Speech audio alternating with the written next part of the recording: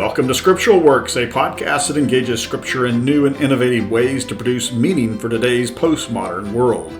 Co-host Greg Camp, Professor Emeritus, Pastor and Biblical Scholar, and Patrick Spencer, Biblical Scholar and Silicon Valley Tech Executive, employ various interpretive approaches to generate new meaning from ancient text, revealing timeless wisdom relevant for ministers, lay leaders, and interested readers of the Bible.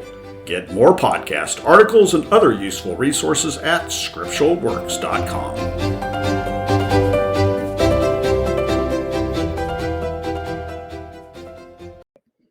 Hey everyone, welcome back to another episode of Scriptural Works. I'm Patrick Spencer. I'm here with my co-host Greg Camp, and we are thrilled to continue our conversation with Jenny Read-Heimerdinger. Jenny, thanks for joining us again. Greg, good to see you. Thank you. Yes, it's great to be all together again. Yeah, absolutely. The last conversation, we could have gone for 3 hours. We decided we wouldn't do that to our audience. It was pretty easy. Or Jenny, for that matter. And we thought a part two was warranted. But just for our audience, in episode 1, we explored Jenny's argument that Codex Bezae actually preserves an earlier version of Acts and Luke than the Alexandrian text tradition that underlies our modern translations today. We talked a bit about her academic journey from modern languages to textual criticism, her discovery that traditional atomistic analysis doesn't work, and how her background in discourse analysis revealed that Bezae isn't a collection of later scribal embellishments, but an actual earlier textual tradition. We talked a bit about Ethiopian eunuch's confession, which we won't cover in today's call, so we encourage everyone to check out part 1 for that, as well as Peter's escape in Acts 12, the 7 steps, among other things, the Exodus theme that appears in Acts 12, and it was a fascinating conversation. So definitely check out that episode, preferably before you listen to this one, although it's a standalone. Now, before we dive into part 2 of our conversation with Jenny, we want to highlight her recent publications, which we talked a bit about in part 1. Her latest book, Luke's Characters in the Jewish World, being Theophilus, was published in 2024, just recently.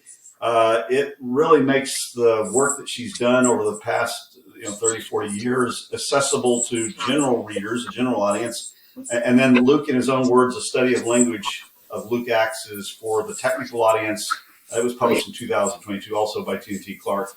And then her Festschrift, The Variety and Importance of the Scriptural Witnesses to the So-Called Western Text, which was published by Brill. It has some fascinating essays in it. In fact, I grabbed one that they were offering for free, and it's downloaded on my hard drive, and I'm going to check it out after maybe this weekend after today's podcast conversation. So one more thing before we start, a word from our sponsor. Are you ready to take your calling deeper? Abilene Christian University's Graduate School of Theology offers master's, doctoral, and certificate programs designed to equip ministers, scholars, and leaders for transformative service. Whether you're pursuing a Master of Divinity, a Doctor of Ministry, or a graduate certificate in practical ministry, Abilene Christian University's flexible online and on-campus options help you grow in faith and impact. You can learn more at acu.edu/GST. That's /GST. That's acu.edu/GST. Jenny, thanks for bearing with the long introduction. They're here to talk to you and not Greg, and certainly not me. So, Greg, you have an initial question to start it off. We talked a lot about the Jewish character of Luke Acts, which is a centerpiece of Jenny's argument in terms of what you find in Bezae. I'll let you start the conversation. Yeah, Jenny, last time you mentioned that Eldon Epps' argument that the Western text shows an anti-Judaic bias. And you made the comment that you actually agreed with him, but not the way that he's often popularized as the Bezae being anti-Jewish. You're arguing just the opposite, and that his argument was a little more nuanced than sometimes he's made out to be. First of all, can you clarify again what you said? And then what is it that led you to have some of those first insights about how Bezae is in fact very much within the first century Jewish world? Mm-hmm. So what Eldon J. found, looking at Codex Bezae just for Acts, was he found a number of instances, although he says the title of the work is that it's in Codex Bezae. In actual fact, sometimes he doesn't use Bezae, he uses another manuscript which is traditionally assigned to this Western text, which is fictitious. There isn't such a thing as the Western text. So just to clarify this, because it is important, there is an Alexandrian text insofar as there's a number of manuscripts that all share the same text, more or less.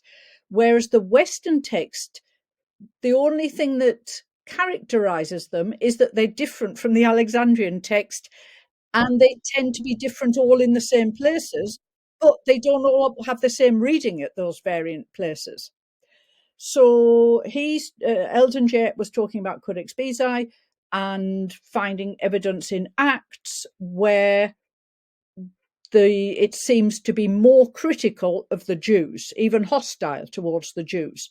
And as I said, he sometimes, to back up his argument, where Codex Bezae didn't work, he would use one of those other manuscripts from this so-called Western text. Now, the thing is, his interpretation, because by definition, everybody believes that Codex Bezae is later than the Alexandrian text. His interpretation of this criticism of the Jews is that this is a Gentile scribe who's looking back at Israel and saying, we Christians are superior to Judaism. I don't disagree with his evidence that he finds in Codex Bezae acts of criticism of Jews. I can find actually quite a bit more than he did, just in Codex Bezae. But it's written from a Jewish point of view. This is where I differ. It's in the interpretation. I wouldn't say, but I don't have the starting point that Codex Bezae is late. I have no starting point, not initially. And I see that this criticism of the Jews is done from a Jewish insider point of view. So it's using reference to Jewish oral traditions. It's using reference to Jewish exegetical techniques. You're not going to do that as a late Gentile scribe. I don't know if that answers the question. Yeah, are there some passages that kind of set you in this direction initially that you began to see this difference? Yeah. What was the genesis of your own insight? Okay. So I think it was what we talked about last time, Acts 12 and the 7 steps. So that passage with Peter's escape from prison is more critical of Jews in Codex Bezae than in other manuscripts. But it hinges on this reference to Peter going down 7 steps when he gets out of the temple. And a later scribe isn't going to bring up an obscure reference to Ezekiel's restored temple, which by the 4th century, people in the church don't particularly know. I mean, I'm ready to be proven wrong, but it strikes me that in the 4th century church, 5th century church even, people aren't familiar with Ezekiel's detailed description of the restored temple. So that was, in a way, what got me started. But then the more I went on, I kept saying, well, yeah, that is criticizing the Jews. But if it's hostile, then it's hostile in the same way as the Jewish prophets. Well, no, I'll put it another way. Insofar as the Jewish prophets are not Gentiles looking down on Israel, then nor is the scribe of Codex Bezae. Yeah. That's a great transitioner to the next question we have about the Jewish leaders in Codex Bezae. It sort of follows the pattern of the Hebrew prophets in terms of the criticism, which is widely debated, will continue to be dated for centuries to come, probably. We'll all be gone. But talk a bit about how you see that pattern developing in Luke Acts. So what's happening when I say that this is a Jewish way of looking at things, Bezae will often pick up a character or an event from the Jewish scriptures, specifically the Torah, and say, this is happening all over again. Now, the church fathers do this and they call it typology, by which they mean that what happened with Moses, for example, that was in the past, that was for the Jews. But now, with the church is the new Israel, things are different, things have moved on, so what was in the past was just, as Hebrews says, a pale shadow. Now, that is not what Luke's doing in Luke and Acts. It's doing what Jewish interpretation of the Torah does, which is to say that the whole of the Torah, the Torah contains the whole of the history of Israel forever, which sounds nonsense because you think, well, no, it ends with the death of Moses. What they mean is that that's the paradigm for the history of Israel. And from a Jewish point of view, anything that happens to Israel thereafter is already there in the Torah, and now it's being reenacted, but it's not being improved on. You can't improve on the Torah. That's God's word. You can't get better than perfection. So instead of calling it typology, I call it reenactment. Well, the Jews call it reenactment. And there is an example I thought of afterwards in Acts 12, when Peter's being brought out of prison, and they go through the first prison and the second prison, which I pointed out is like going through the two temple courts in the reverse trajectory of the Messiah expected to come in to the temple on Passover. This is Passover, and the angel of the Lord is taking Peter out. And the last thing he does, as he gets out of this building, prison or temple, is he goes through an iron door that opens of its own accord, which is not in any scriptural text. However, there is a tradition, and we find it in one of the early Jewish letters, first century, I believe, which talks, it's a legend, which is more, legend for us means it's made up. You can't do that with Jewish tradition. It's a tradition which says that at one point when Moses was in Egypt, Pharaoh was jealous of him, so he put him in prison. But he escaped in the middle of the night because he walked through an iron door that opened of its own accord. So what's happening is that Peter is reenacting Moses. That doesn't mean that Peter is better than Moses. It means, hey, this is Moses all over again. Peter is as good as Moses, but there's no suggestion that he's improving on Moses. I don't know if that doesn't happen anywhere else in Luke Acts, right? that doesn't happen anywhere else in Luke Acts, that type of portrayal, which it does. Of course, yes, yeah. Yes. And not just in Luke Acts, it happens. I've recently found an example in John's Gospel, for example. Mm-hmm.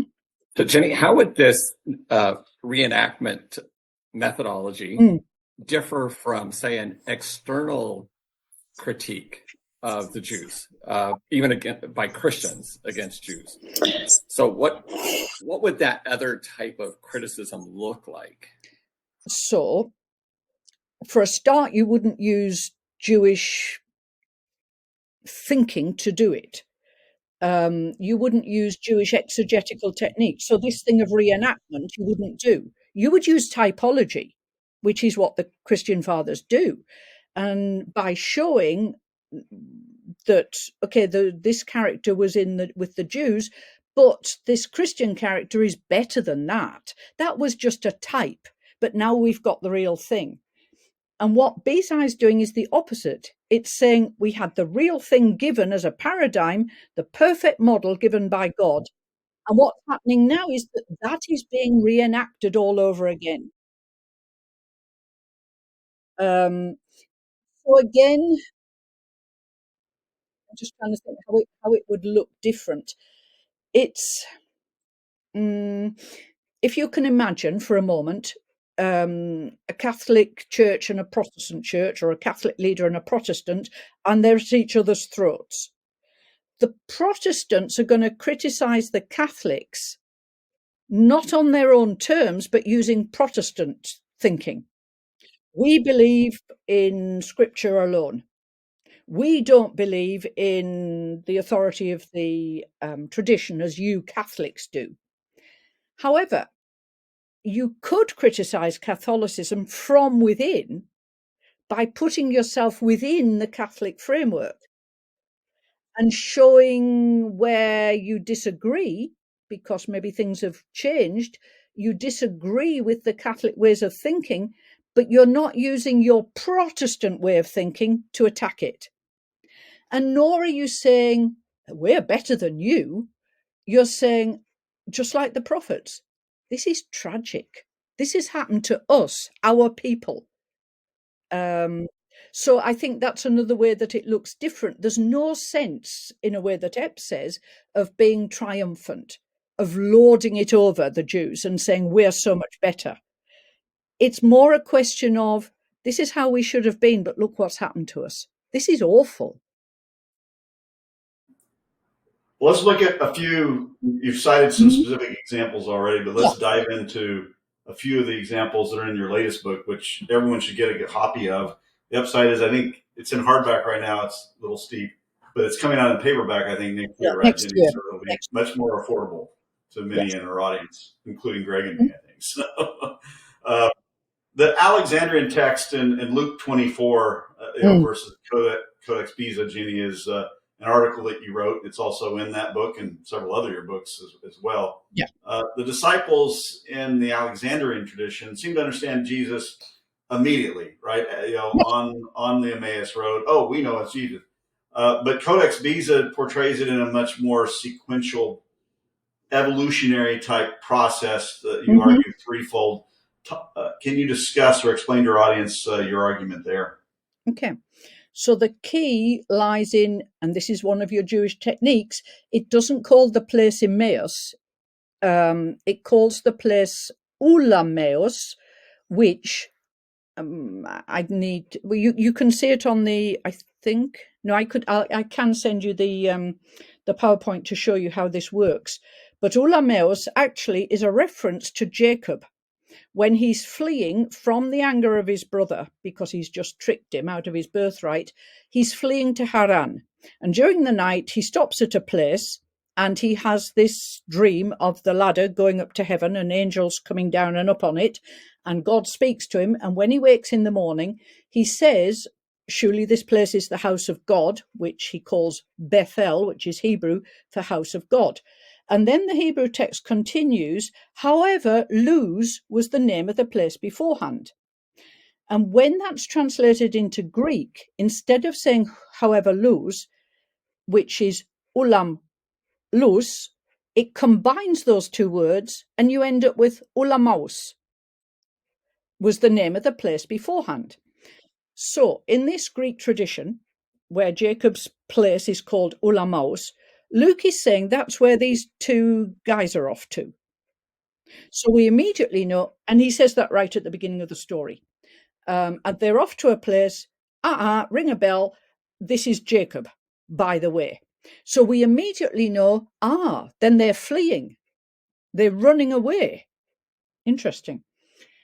They get talking between themselves, and then Jesus appears. And one of the two, and Luke says very specifically, let's call him Cleopas, only in Codex Bezae, which is a way of saying, well, that's not his real name, but let's call him Cleopas. Okay, fine. And in Codex Bezae, it's only Cleopas talks with Jesus. The other character is not mentioned except as a silent witness. So this Cleopas tells Jesus, yeah, well, we've been thinking about this man and we thought he was going to save Israel, but no, didn't happen. Some women from our group went to the tomb and they came back saying they'd seen a vision of angels. Some of our group went and we didn't see him in Codex Bezae. Most manuscripts say this group, these lads, people went off. They didn't see him. In Codex Bezae, it's Cleopas who says we didn't see him.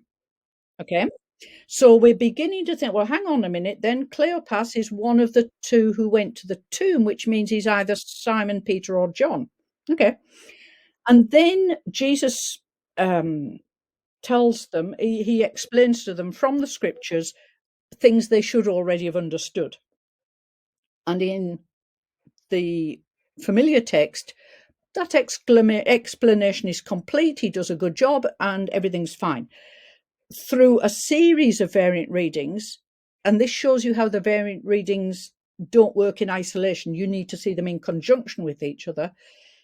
Through a series of readings, he doesn't explain everything. He made a start with Moses and the prophets to explain, but not to thoroughly explain from the scriptures, but not all the scriptures. So in one line, you have 3 variants there. They get to the village, they stop and they have supper with him. And when he breaks bread and they take it, according to the familiar text, this probably doesn't come out in translation, but it actually says their eyes were totally opened. And this is another time when Bezae says just their eyes were opened. Okay. So again, there's something not totally happening there. And in the familiar text, they say, oh, yeah, wasn't our heart burning when he was explaining to us the scriptures? Bezae says, wasn't our heart veiled? Now, veiled and hearts, even in Greek terms, your heart isn't the seat of emotions, it's the seat of understanding.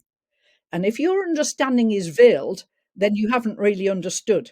And they acknowledge, yeah, did you understand anything? Nah, I couldn't see what he was going on about as well. So according to the familiar text, they get up, go back to Jerusalem, they meet the 11, and the 11 tell them he has appeared to Simon.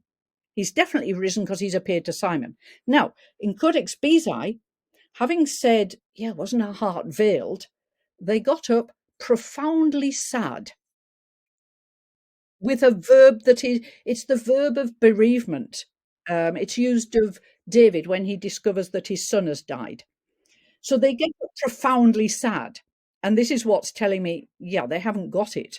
They know they've seen Jesus, but he's gone again. So they haven't understood yet about the resurrection. So they go back to Jerusalem, and unlike the familiar text, which says that it's the 11 who tell the 2 that he appeared to Simon, here in Bezae, it's the 2 who tell the 11 that he's appeared to Simon. That means that one of the 2 is Simon, okay, which we'd already seen when Cleopas said, we 2 who went to the tomb, we didn't see him. So that is telling me that Cleopas is a pseudonym for Simon Peter. Now, you might say, well, why does he bother using a pseudonym? Why doesn't he just call him Simon or Peter? I can tell you in 2 minutes. Do you want me to explain why he's called Cleopas? You have our ear, definitely. So,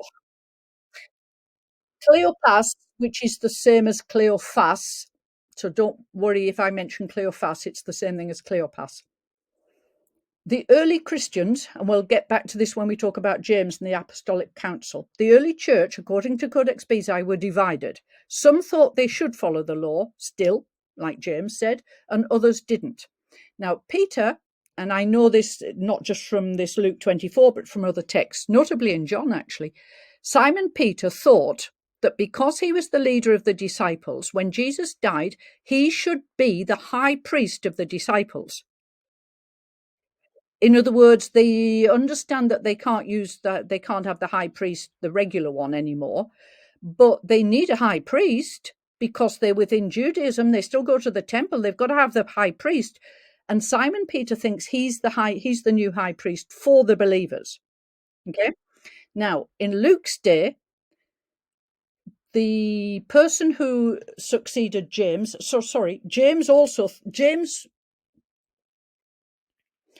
at some point, after Peter realizes, no, there isn't a high priest anymore, we'll get back to that, James takes on that role. For the Christian believers, he is their high priest. For the believers who believe that it's still important to stay within Judaism, go to the temple, follow the law.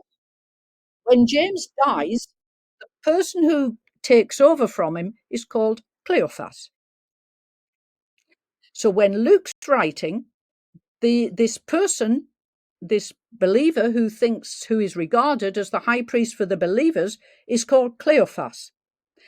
So when Luke is talking about Simon Peter before he's fully understood everything, because we've seen in here he doesn't, he's behaving like Cleopas. So again, we've got out of time, and this is fine. From a Jewish point of view, time is a human construct. There is no before, no after. So if Luke says, well, this guy, let's call him Cleopas, it's a way of saying he thought he was the high priest for the believers. Yeah. And we discover through this, so it looks to us ever so subtle and really too far-fetched. But from a Jewish point of view, this is exactly what you do. You give somebody a name that isn't their name to say that's how they're behaving. Mm-hmm. Okay. So yeah, that's why Luke calls him Cleopas, because he's behaving exactly like Cleopas in Luke's day, post 70. James was killed in the late 60s. Cleopas takes over as the high priest for the Christian believers who think they have to stay in Judaism. And that's how Simon Peter was behaving on the day of the resurrection. Yeah. Not something you normally hear. And No. just we're having this That's conversation right. with you because we want to give much broader exposure to interesting interpretations like that. Exactly. Well, let's talk about another text that seems to go along with this notion of incomplete understanding. Mhm. In Luke 24:51, Yeah. The line is omitted. He was carried up into heaven. Yeah. How does that help out with this same understanding No. that they didn't have understanding? I don't think it's actually got anything to do with it, because actually Okay. Luke does say when Jesus appears to the whole group in 24:45, all texts say he opened their minds using the verb which is completely. So by 24:45, they have had they've fully understood. So not mentioning that so it just says and he left. It doesn't say he was taken up to heaven. But if you go then to Acts 1, and again, this is a typically Jewish thing. In Luke 24, everything happens on the day of the resurrection. The women to the tomb, the road to Emmaus, appearing behind closed doors to the whole group. All of that happens in the space of one day. What happens in Acts 1 is Luke now says over a space of 40 days. That's all right. Time is neither here nor there. 40 days anyway is the time that the Jews were in the wilderness. So that's important. And one day is like 40 days. If you mean it was a complete set of time when God spoke with people, then we can call it 40 days. And there he describes in detail, in all texts, the ascension of Jesus to heaven. So I don't think that the omission in Codex Bezae, I wouldn't even call it an omission. He simply doesn't mention it. If anything, I would say later manuscripts put it in because it becomes part of the Christian creed. You can't just have him going, which is what it otherwise says. And he left. Well, come on, tell us he went. Right. So I would say actually Luke didn't ever put it there because he didn't need it there. He knew he was going to go on and explain in detail. But later manuscripts have a problem because you can't just say he said goodbye and left. Yeah? Yeah. It's a bit of an abrupt ending. It is, yeah. So another passage, Jenny, the apostolic decree in Acts 15 is a passage you spent some time on. There's a chapter or two in your latest books on it. Your analysis reveals the conflict between Peter, Paul, Barnabas on one hand, and James on the other, which you already alluded to in today's conversation. Yeah. How does Codex Bezae preserve these tensions, right, between those two groups versus what the Alexandrian text does, which you argue kind of smooths them over? Mm-hmm. And again, I would say that's that would be a characteristic of a later church where the apostles have become infallible and they don't quarrel between themselves. So everybody agrees. But the way Bezae presents it is there are constant tensions between those who think that even the Jewish believers have to follow the law, and then do the Gentiles as well. And then there's others who say absolutely no law for anybody. So when we get to Acts 15, what's been happening by now, by the end of Acts 12, Luke says that Peter has declared, now I am totally free of all the expectations of the Jews. And the word that he uses for the expectations is the messianic ones, the end time ones. So by the time Peter's let out of prison, he's done with anything Jewish, anything specifically Jewish. He no longer believes, as it comes up in Acts 15, I'll come back to what he doesn't believe. It's quite clear in all the text that there are some people, specifically Pharisees, who believe in Jesus, and they say when Gentiles believe in him, they have to be circumcised to show, because that's the mark of being a Jew. And so they have a meeting to discuss it. Now, Peter gets up first, and in Codex Bezae, Luke says he was in the Spirit, which is a way of Luke saying he's got it right. If he's in the Spirit, he's got it right. And Peter says, even our fathers couldn't bear the weight of the law. And I believe that we should carry on saying and affirming that we're all, Jews and Gentiles alike, saved by the grace of God. So Peter does not believe that the law has any value at all. Then Paul and Barnabas explain what God's been doing among the Gentiles, which is simply evidence that God approves of the Gentiles.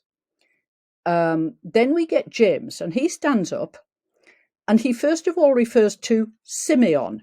He starts off by saying, as Simeon has said. Now, what he says is not what Simon Peter has just said, which isn't often noticed, because he goes on, what he refers to through Simeon is, he says what Simeon said is that in the end times, God will rebuild Israel and bring the Gentiles into it. Now, that is absolutely not what Peter has just said. He said there's no distinction between Jews and Gentiles, and the law is of no value. Simeon is not Simon Peter. It's the Jewish high priest from 200 BC who had become, he was regarded as the reference point for understanding the scriptures. That's who Simeon is. So James says, well, never mind what Peter and Paul and Barnabas have just said. We've got to go back to Simeon. And Simeon says Israel's going to be restored and Gentiles will be brought into it. So here's what I rule. Now, I'm not going to go through the familiar text. Familiar text is just they've got to abstain from 4 things: idolatry, adultery, it's blood, and something odd, which means suffocated or strangled. What Codex Bezae has is a lot easier to understand. I mean, people have written books about what on earth do those 4 things mean. Codex Bezae doesn't have the strangled. It has idolatry. The adultery actually is forbidden sexual practices, and blood. And when I saw this, I put it to some Jews I know who they're not biblical scholars at all. And I said, does this make any sense to you? And they immediately said, well, yes, it's obvious. As Jews, forever, if ever we're threatened with our lives, we're allowed to break the law except for 3 absolute commandments, which are idolatry, forbidden sexual sins, and murder. So that's the reference to blood. It's nothing to do with eating food with blood in it. It's murder. And they said it's obvious. James is saying, okay, these Gentiles, they've got to follow the absolute commands of the law. And then Codex Bezae goes on, and you'll see this on the slide you can show. Codex Bezae goes on and has James say Whatever you don't want somebody to do to you, don't do to somebody else. And again, the explanation is, oh, well, that's just inserted from Jesus, what Jesus says, but it's made negative. It's the negative golden rule. No, Jesus got it from a Jewish teacher before him called Hillel. A Gentile, so tradition goes, wanted to become a Jew, but when he saw how much law he had to learn, he thought, nah, I can never do this in the whole of my life. So he goes to Hillel and said, look, Hillel, I want to become a Jew, but can you just help me with the law? Can you summarize it for me? The time I could say it while standing on one leg. And Hillel said, whatever you don't want somebody to do to you, don't do to another. So now James has said, they've got to keep those three absolutes. Sorry, he'd already said they don't have to be circumcised, fine. But they've got to keep the three absolutes. They already know the summary of the law. And then in all texts, he goes on and says, they're going to go to the synagogue every Sabbath day, and they'll hear the rest of the law when they listen to Moses. In other words, the scriptures. So James is saying they do have to keep up the law, just like us. And we'll see that when we get to Paul taking the collection that this money he's got from the Gentile churches, he takes it to Jerusalem in Acts 21. And there we see James adopting the same attitude of loyalty to the temple, following Jewish laws, purification. Even Paul has to be purified. And Paul goes along with James. So Paul's, I mean, it's difficult to know from his letters just where he stands. And again, people argue, well, did he believe in the law? Didn't he? Maybe not for Gentiles, but what about for Jews? Because sometimes he seems to say yes, sometimes he seems to say no. That's exactly the picture we get of Paul in Codex Bezae. Paul is not clear in his own mind about... That was a long explanation, but I don't think I could have said it any quicker. That's really good. Well, there's all this tension around the Jewish council, or the Jerusalem council, and it doesn't seem to resolve all the problems. Exactly. I mean, these things continue on. You see that in Paul's writing. Yeah. Do you think that the tensions that happened between Barnabas and Paul affect that? Does it negatively impact how well this quote solution works? Yeah. Or is their disagreement completely unrelated to how well it works? No, it's totally related.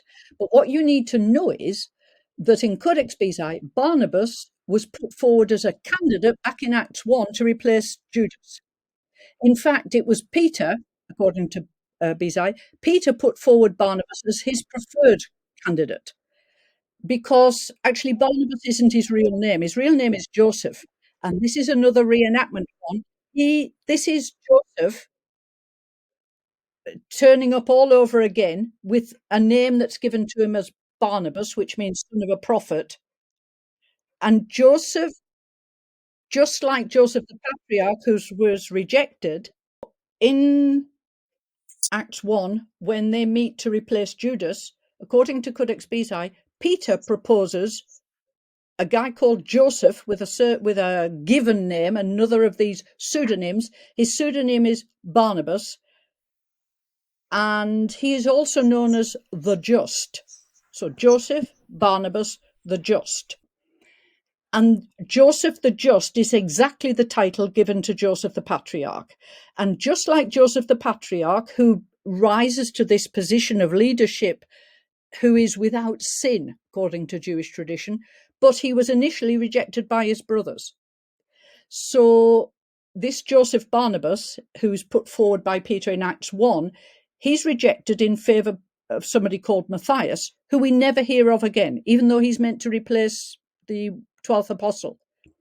In actual fact, Bezae is saying, well, it should have been Barnabas. And in effect, Barnabas does do the work of the 12th apostle. He keeps turning up in chapters, end of 4, in chapter 5, in chapter 9. He goes and finds Paul and introduces him to the apostles. So Barnabas keeps turning up as a help to the other apostles. Matthias we never hear of again. So the implicit comment is, yeah, they got it wrong. They should have chosen Joseph Barnabas. Why didn't they? He's a Hellenistic Jew. So this is quite important when we come to talk about Luke as well. There's two classes of Jews, if you like. The purebred are those Hebrew Jews who are from Jerusalem, Israel. We see it in Acts 6, turns up there. And then these other Jews are from they're from what's known as the diaspora, where Jews have been scattered over the century, or their families have. They themselves, like Joseph Barnabas, might have grown up in Israel, but he's from a Greek-speaking family. So he's definitely Jewish, but he's not a first-class citizen, if you like. So he's rejected. Now, Paul, by the way, is also a Hellenistic Jew. He comes from outside Israel. But if you remember, when Paul defends himself in Jerusalem when he's arrested in chapter 20-21, he insists, yeah, I am from Cilicia in Tarsus, but I was brought up in Jerusalem, feet of Gamaliel. I am a Pharisee, born of Pharisees. You can't fault me. When the way Luke portrays Barnabas throughout Acts, and you can see this in the other tradition once you've noticed it, Barnabas never puts a foot wrong. Luke agrees with him. Luke supports him. And when Barnabas splits with Paul, it's a long story to explain how, but it's basically that Paul wants nothing to do with the Jerusalem decree. He does not agree with this letter that James has had them write. He thinks there's no law for anybody. And Paul, as we do see it in the following chapters as he goes off again on mission after chapter 16, he sometimes seems to be saying, well, it's all right for Jews, they've got to keep the law, but maybe not Gentiles, etc. So Luke, when Barnabas splits from Paul, Luke Codex Bezae is on the side of Barnabas. That's fascinating. And just to say, I mean, Paul does come in for a lot of criticism, not least for this collection that he brings to Jerusalem, that in Codex Bezae he had no business doing. He was never meant to do that. There's warnings from the Holy Spirit in Codex Bezae telling him not to do it. And he replies, I don't give a fig. I'm going. I don't care what anybody says. But by the end of chapter 28, he's finally got it. When he's in Rome, yeah, and when now I understand. The Holy Spirit was right when he said that these people, their ears will never hear. And the last words of Act 28 are, he preached the gospel unhindered, which is again Luke's way of saying, okay, finally, he's got it. There's no obstacles anymore. So all of that was in answer to, the split between Barnabas and Paul. Barnabas is not the baddie. Which is what it always looks like. Yeah, Barnabas wouldn't go along with Paul, so he must be wrong. When we've seen what we've seen about Barnabas up till the end of Acts 15, we know that it's Paul that's got it wrong, not Barnabas. Interesting. Now, what does all this tell us about the parting of the ways, Jenny? There's been volumes written on the topic. What does this reveal about the early church when we start talking about the parting of the ways between Jewish Christians and Gentile Christians and so forth in the Hellenistic world? So when people started to recognize, and it's late in the 20th century, that the church wasn't separate from Judaism from Jesus' time, not even from Paul's time. So it began to be recognized that the church was initially part of Judaism. And it was thought, and this is very much James Dunn, Jimmy Dunn in the 90s, that the church split from Judaism after the fall of the temple, in other words, in 70.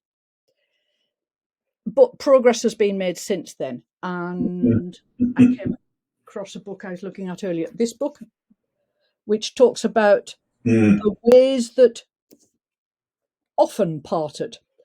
What's increasingly recognised is there was no one event that said, right, that's it, we're getting out of this. I'm saying that because for a while people said, okay, it wasn't 70, it was with the final Jewish rebellion against the Romans, which was in 135. That's when they split. But there's too much evidence, as we see in the articles in that book, of different communities in different places maintaining themselves as part of Judaism for centuries. So the parting of the ways is now recognized as not a one-off event. It certainly didn't happen with Jesus or Paul or 70 or in 70 or in 135 with Bar Kokhba and the last revolt. It's something that gradually happened.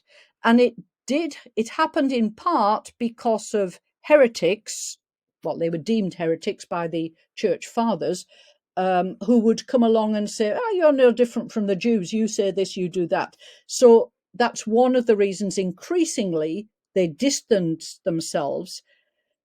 At the same time, the Jews, the Jewish rabbis, Jewish teachers also distanced themselves from the church bit by bit. But it really,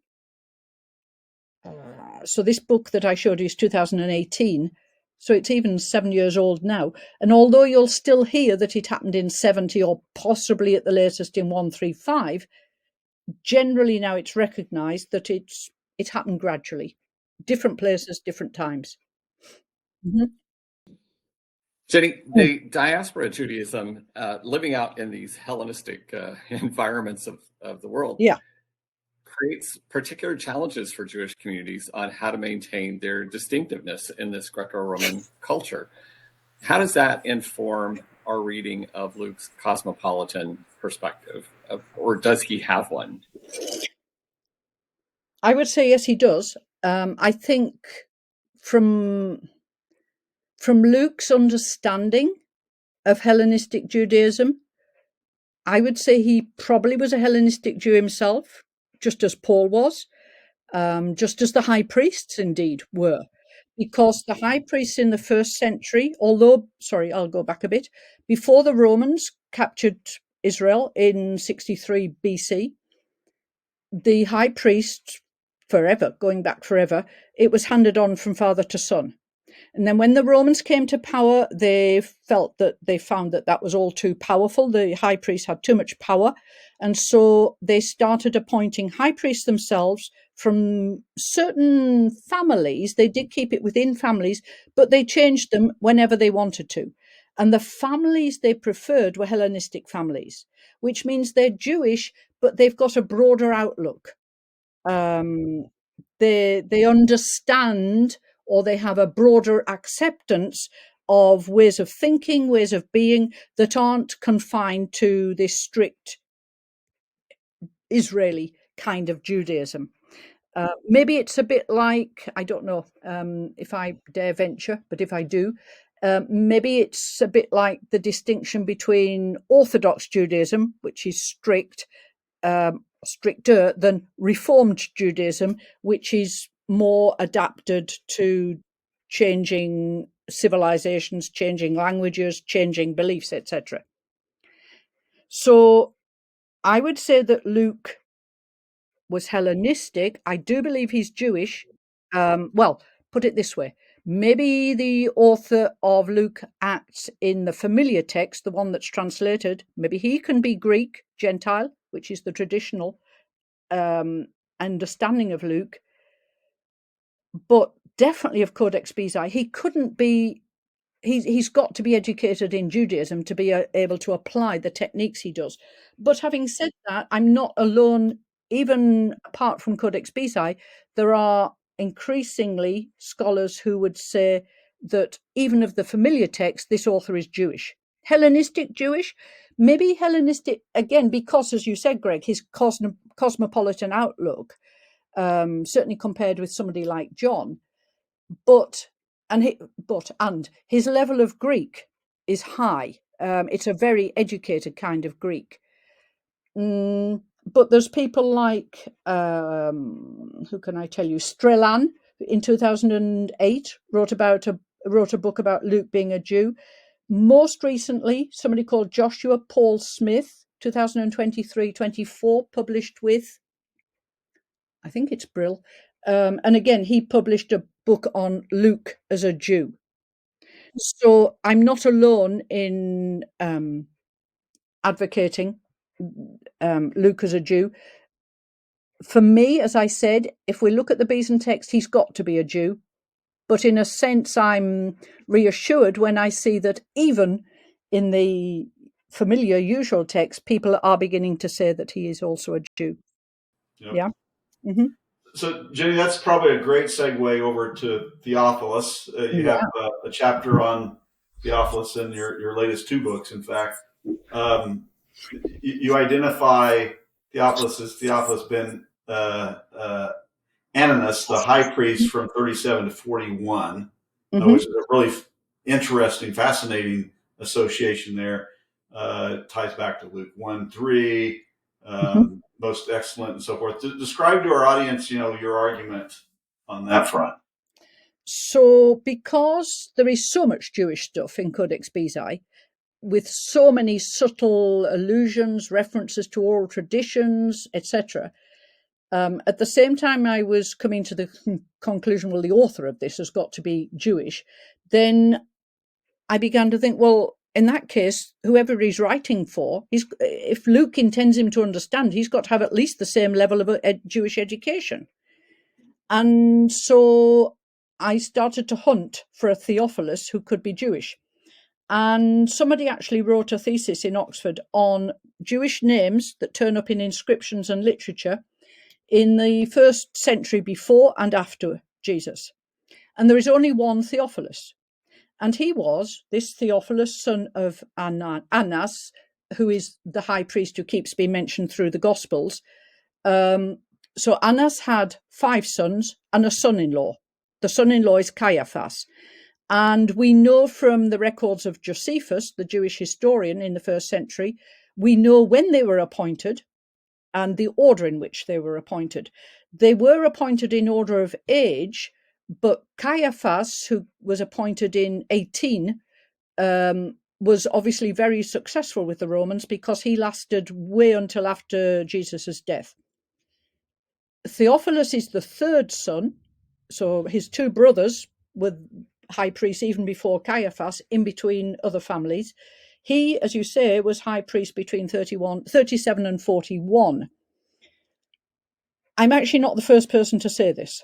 I may be the first person to defend that interpretation of Theophilus by the amount of Jewish material, because there is so much in Codex Bezae. We don't know why he was deposed by the Romans in 41. We just know that it coincided with the arrival of Claudius as emperor. Whether that has anything to do with it, there's some historical evidence that possibly that was it. But what's important maybe to bear in mind, because this happens with Annas, who is referred at the time of the trial as the high priest, but he's not. It's Caiaphas who's the high priest. The point is that once you're a high priest, you're always the high priest. It's like calling somebody king, even, or president, if you're American. No, I don't think you ever would call anybody president once they weren't. And maybe that's where, you see, in Britain, where we have kings and queens, even after Queen Elizabeth died, we would still call her Queen Elizabeth. So even when Luke is writing to Theophilus, which I think is post 70, and maybe he wasn't even alive at that point, but he still refers to him as most excellent, because that's a title you give to somebody who's been in such a high position as the high priest. Yeah. So, Jenny, if Luke Acts is being written as an apologetic work for this person who is high priest, how does that transform our understanding of this work? I mean, that's fairly significant that he's writing for somebody at this particular level. Right. So if Theophilus is the high priest, he knew Paul. Paul was educated in Jerusalem while Theophilus was there as a young man. It's possible that Luke also, well, I think Luke does know Paul from what he says in Acts about him. But it's very possible that Luke also knew Theophilus.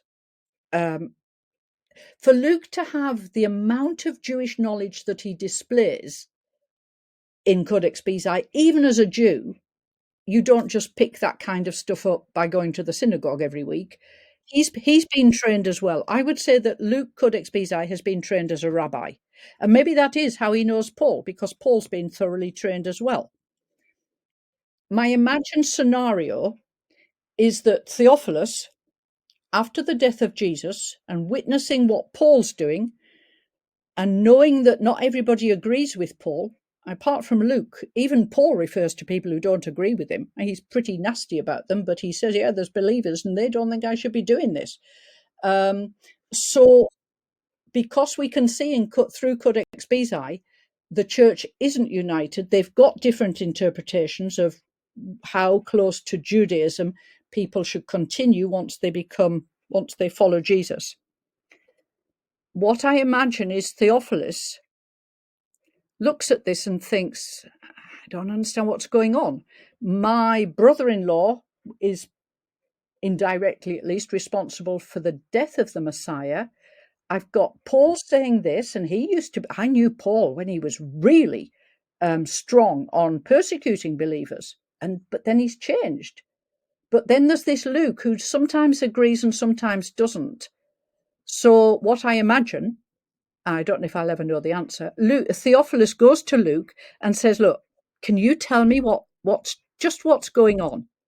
And so you read the prologue to Luke, to the gospel, and he says, okay, I followed this carefully, and I'm going to set this out for you in order. Now, that doesn't mean in chronological order. He also addresses Theophilus using the verb katecheo, which in Greek is what gives us the word catechism. And so Theophilus from the prologue to Luke's gospel is traditionally interpreted as a recent convert. However, that verb katecheo doesn't apply to Christian converts until later on in the church, when you've got catechism. It's just the ordinary verb for hearing rumors, hearing stories, hearing news. So he says to Theophilus, okay, you've heard things. I've followed it closely. I'll put everything in order for you. So that's my own reenactment of Theophilus. Theophilus goes to Luke and says, I don't understand a thing that's been going on. Can you tell me just what's been going on? And so he does in 2 books. So part of the purpose of the writing then would be to provide a justification for this group, perhaps say we're within the tradition, but we're also in disagreement with some leaders and what they have said. Yeah, exactly. He's trying to nuance this. Yes, indeed. And it's totally understandable. And you can see traces of it, but they've sort of got toned down in the familiar text, where there are people who don't agree. I mean, we see them going to the temple in the beginning of Acts. Even Peter and John, they're going to the temple, they're worshipping, but they're not later on. But James is. James in Acts 21 is still going to the temple. Still there, yeah. So if you read Acts carefully, even in the familiar text, you can see, hang on a minute, there's some disagreements going on here. But we're not used to reading it like that because we think Luke is telling us about infallible people who always, right from the beginning, totally got it. And as far as I can, in the way I see it, is that Luke's saying, look, these people were Jews, the first people who knew Jesus, who followed him. It was really hard for them to get their minds around it. So if you, Theophilus, have got a hard job, you're in good company. But gradually they learnt. Peter learnt quickly. He got it by Acts 15. James, maybe he never learnt. Well, he didn't, because he remained high priest for the believers. Paul, it took him 28 chapters. Sorry, I'm saying that a little facetiously. It took him to the end of Acts for Luke to say, now he's got it. And that's when he's finally got to Rome. Yeah. So, Jenny, we have about 10 minutes or so left here, and we could go on for hours. Exactly. Yeah. The conversation is so fascinating. Greg and I learned so much in the 2 parts we've done with you. But for our audience, what do they do with Bezae? It's not in their modern translations. A few places it may have a variant here or there that are marked and with brackets. But what do we do with this? For church communities, because we don't have that in our modern translations, the Bibles that are in the pews and that people have at home. Yeah, it's a pity. I mean, we have. I think you mentioned this last time. It's a translation of Luke and Acts according to Codex Bezae. So there's that, but that is a weighty book, and it probably cost the earth. Alternatively, I have a few ideas. I do regularly offer courses to church groups like Bible study groups or just groups of friends who are interested. We can do online courses where I can go into things that we've talked about today and last time in much more detail. They might not like reading the Bible anymore. The New Testament anymore, because it sort of skews things. But I'm very happy to offer courses if anybody wants to get in touch. The other thing we're doing is I'm working with a team in Toulouse where we already have the project to translate the Gospel of John into French and then into English, according to Bezae. And just this last month, I met with some publishers who've asked us also to do the 3 synoptic Gospels as well.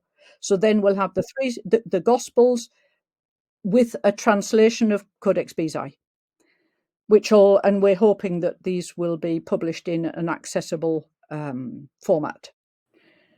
And you're about to publish some stuff, I suspect, on the Gospel of John and new interpretive insights found in Bezae, just like you've done on Luke Acts, I suspect. Yeah, because I've been working with the team in Toulouse for about the last 8 years on John. And just as a very brief example, one thing we've just found, the healing of the blind man, who's told to go and wash his face in the pool at Siloam. There's these readings in Codex Bezae, and we thought, what are they doing there? They don't even add very much, because in this in the Bezae version of John and the blind man, this blind man, once he's healed, it's as if he's become a teacher, and he's trying to teach the Pharisees and the other people who come and challenge him. And we think, well, who is this man? And we just this week, talking with Jews actually, what's this about? Can you tell us anything about a man being blind from birth? And the disciples say, who sinned, him or his parents? And Jesus says, well, neither. It was to glorify God, which strikes me and a lot of people as that's cruel, to make a man blind from birth just so that you can have a miracle happen.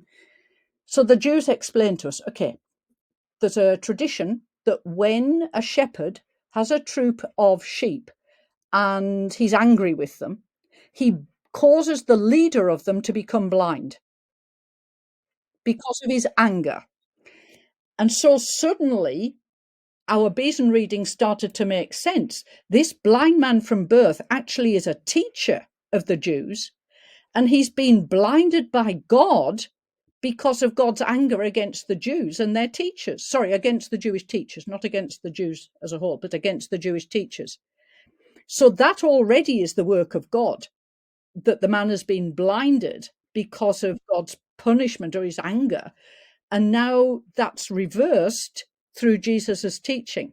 And so this now explains why the man in Codex Bezae suddenly adopts this role of teaching the Pharisees and the opponents the truth. So that's just John's gospel. And that's a whole other discussion. But that fits what we see both in John and in Luke and Acts, that the animosity, if there is such, is really against the teachers, against the leaders. Exactly. This is certainly Matthew's case. Yes, it's not against the Jews. Exactly. It's against these leaders. Yeah, that is. They're teaching and leading astray. Yes, it's exactly that. Yeah. Intercommunal conflict, if you may, in many ways. Yeah, and to discover this Jewish tradition that when the shepherd is angry with his flock, he blinds the leader. I mean, that suddenly made sense of a lot of the sayings, actually, when, you know, the blind leading the blind. And if you didn't say you could see, then you wouldn't have any sin, etc., etc. It just makes sense of a lot of the sayings and the healings, for that matter, of blind people. Well, Zechariah certainly has passages about Yeah. the shepherd being very unhappy with the sheep and what he does with them. And that's right. So it fits some prophetic material. It does, indeed, yes. But unless you know the Jewish tradition, you're not going to pick up on that. I've never seen that one about the blind man from birth in any commentary on John. And it's only because we saw in Codex Bezae how this man's presented teaching once he can see again that made us begin to wonder, well, what's this man doing? What's this teaching he's doing? And that led us to ask some Jews the question. So, Jenny, what is this? I mean, this is fascinating work you've done on Bezae, and it challenges how we approach the New Testament, as you alluded to a moment ago. New Testament textual criticism is changing as a result of the work you've done and others are doing. Where do you see things going over the next, say, 10 years or so? How is this going to change how scholars like Greg and I, who aren't text critics per se full time like you are, approach biblical text, or ministers? Some in our audience who are teaching these texts in churches or just reading text themselves. So, in terms of university studies, textual criticism as a discipline, I'm pretty sure that increasingly people will be studying individual manuscripts, and especially ones where they've discovered Jewish things that aren't there in the familiar text. For example, last month at an SBL conference, we met somebody in Switzerland who's worked on a papyrus of Paul, which he was able to show us is much more Jewish, portrays Paul much more as a Jew than any other manuscript. And he set up a center in his town of Freiburg at his university to study New Testament manuscripts. And I think, so we're very much in the infancy, but I think that's the way we're going to go. As for preachers, there's no point really in encouraging preachers to look at footnotes to variant readings, because as we've been seeing over the last two sessions, you need to see everything. It's no use seeing just one little variant reading and trying to make sense of it. What I would encourage preachers to do, if it ever gets down to them, down as filtering through the theological training, is that they take passages, so like Acts 12, and say, okay, today I'm going to talk to you about Acts 12, and I'm going to use the interpretation that we get from Codex Bezae. And maybe they don't have to say Codex Bezae, but I'm going to give you a tradition that's more Jewish that we find in some of the manuscripts. And certainly I'm very happy to do any kind of training in that kind of respect. So, Jenny, on that note, how do people find you, get in touch with you, sign you up, pay to have you come and present your fascinating work? So if you want to put out my email address, I'm very happy for you to do that. Okay. Can you do that? You can put my email address. I will. We will do so on our website. Okay. I'm based in the UK, but I did quite a lot of traveling this summer, including being stuck overnight in airport, and was very pleased to discover I can still do this. If you told me before I was going to be stuck in an airport overnight, I would have said, nah, not doing any more traveling. But I discovered I can. So all of this to say that I'm happy to travel. I have two sisters in Canada, one in BC, one in Alberta, and I do come over to see them. I have a niece who is an Anglican minister in Vancouver.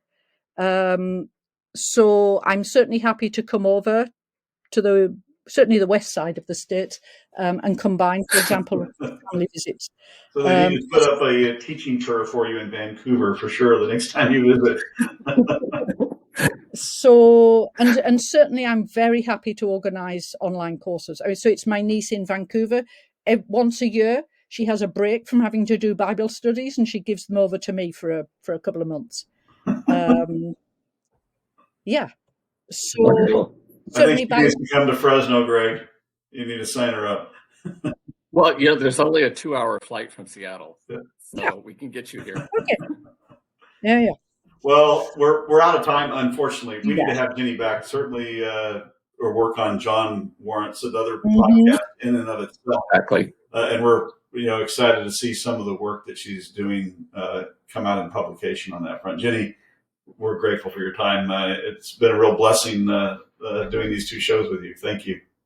No, thank you. I've really enjoyed talking with you. It's been good and delightful. For other podcast episodes of Scriptural Works featuring co-hosts Greg Camp and Patrick Spencer, as well as a variety of different special guests, visit us at scripturalworks.com, YouTube, Apple Podcast, or Spotify. And don't forget to check out the growing repository of podcast companion articles found at scripturalworks.com. And finally, if you find our podcast episodes thought-provoking and helpful, make sure to share them on your social channels.